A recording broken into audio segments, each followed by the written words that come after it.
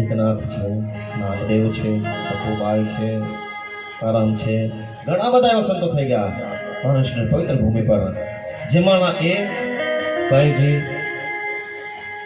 ટૂંકમાં કહીએ તો પ્રથમ 16 વર્ષની ઉંમરે પ્રગટ થયા અને 3 વર્ષ રહીને અદૃશ્ય થઈ ગયા. બીજી વાર ચાંદ પાટીલના દોસ્ત જે એમની ઘૂંટી ખવાઈ ગઈ ત્યારે આવ્યા અને જે શિરડી ગામ આવ્યા જાન સાથે 60 વર્ષ ત્યાં રોકાઈ ગયા. અને જ્યારે ખંડાબા મંદિરના જે પૂજારી મહાલસાપતિ એમણે જે નામ આપ્યું અને હવે જ્યારે એવા જ એક સંત જે હાલમાં જ ગયા છે, જેનો અત્યારે જ મેં પ્રયાણ કર્યું છે, જે